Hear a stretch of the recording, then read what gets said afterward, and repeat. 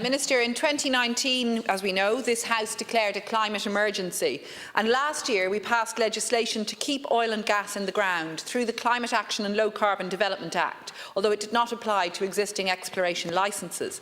But that Act commits us to a legally binding path to net zero by 2050. And today, later on this afternoon, we will debate the annual transition statements, and indeed we are still waiting on the government sectoral target ceilings, because we know that here in Ireland, our government is not acting quickly enough, and we know that globally, swift enough action is not being taken. 4 critical climate indicators broke records last year, Minister: greenhouse gas concentrations, sea level rises, ocean heat and ocean acidification. Extreme weather events with record heat waves and extended droughts across the world amount to dangerous warning signs that more urgent action is needed. And so this real and urgent action is required here in Ireland to reduce our emissions, because we know how far off track we are, and indeed the recent EPA report has told us this. And as Red Greens, we in Labour believe that Ireland must now, as quickly as possible, develop our renewable energy resources and future-proof our society from reliance on fossil fuels, and that is the appropriate path to take, not promotion of the extraction of new oil and gas. And that is why Labour cannot support this motion. We believe that we must see a just transition to meet those necessary climate targets to which we are signed up.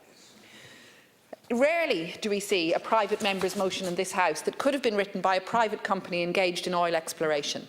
And this motion before us wilfully ignores the overwhelming evidence that we, all of us on this planet, must wean ourselves off fossil fuels as quickly as possible. Drilling in the Irish Sea is not a short or even a medium-term solution to the current cost of living crisis, nor is it a solution to the rising prices of fuel or to the very valid concerns about energy security. The horrific war in Ukraine being waged by Putin is a wake-up call, of course, for all of us in Europe on our dependency on Russian fossil fuels, and it's a wake-up call to us all about the urgent need to decarbonise. So it's really not credible now to argue that this is the time to restart long-term exploration and exploitation of fossil fuels in Irish waters. And let's not forget that this motion is not about oil that is sitting there ready to be extracted as though a tap can be turned on. If it were to proceed, it would be many years, if at all, before any fuel might be extracted, even if that were a desirable or appropriate route to take. Minister, Providence Resources wants to be granted a lease undertaking licence to drill an appraisal well in the Barryrow oil field. But if it were granted, reports say it would then have to begin raising $65 million to finance that well. And according to the company, even if everything worked out, production would only begin from mid-2026. So this optimistic scenario from the company's point of view still offers no immediate benefits or even medium-term benefits for our energy security. And so even if licences were granted, it's really difficult to see how it would benefit in terms of energy security, even leaving aside, which we cannot do, the huge climate issue. The motion also neglects to mention that several attempts were made to find a commercial field at Barryrow in the 70s.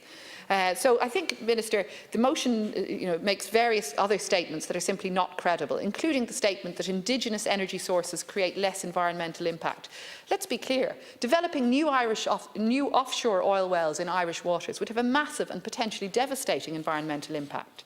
The solution is not to do more damage, but to mitigate, reduce and repair the environmental harm already caused to our planet through our massive over-reliance on fossil fuels.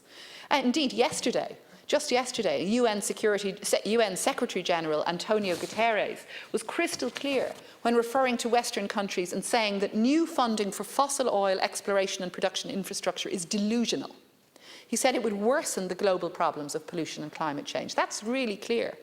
And indeed, just last year, the International Energy Agency, the IEA, reported in May of 2021 that we must stop all new oil and gas exploration projects if global warming were to be limited to the 1.5 degrees Celsius above pre-industrial levels target.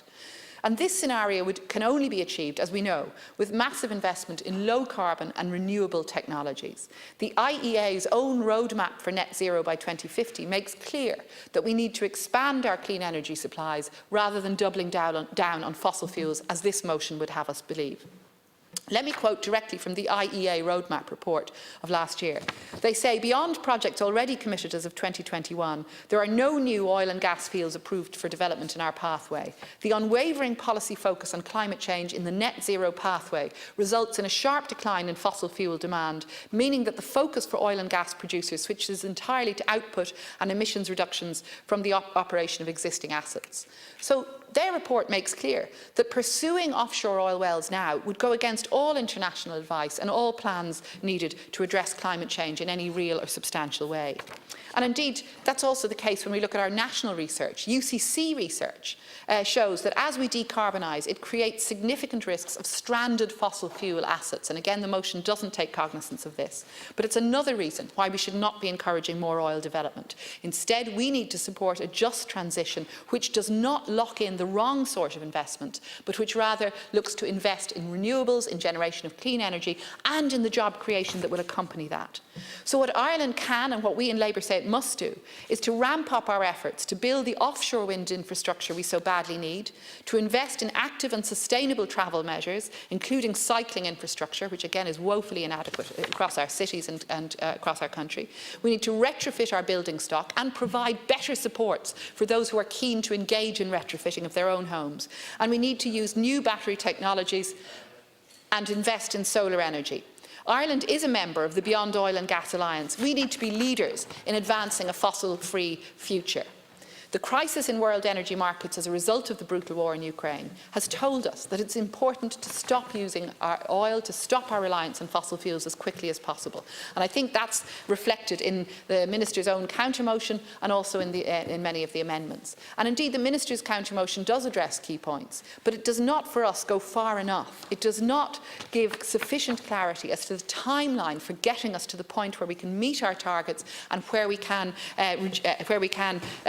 finally get to enhanced production of clean energy, of green energy and of renewables. Consistently, Minister, there has been slippage in the meeting of our targets, and again the EPA has made that clear. There's been a lack of urgency which has characterised the government response, and a lack of sufficient supports for those to enable people to move to meeting targets. On EV charging points, on retrofitting, we're seeing a lack of sufficient supports and resources, and therefore the risk that we remain a climate laggard and that we will not simply be able to develop our offshore wind generation capacity and our renewable capacity at sufficient speed. I want to finally raise with you, Minister, the urgent need to speed up the adoption of measures to reduce the reliance of the EU on Russian oil and gas. We in Labour have called for a full embargo on Russian fuels. I welcome the action that's been taken at EU level on oil, but we need to do more on gas. New oil and gas wells here or elsewhere are not the solution. Rather, we need to see an urgent, just transition to renewable energy, to greater investment in energy efficiency, and to the development of a green energy and a green hydrogen strategy. And we in Ireland can be the world leaders on this. This motion would take us backwards. Thank you.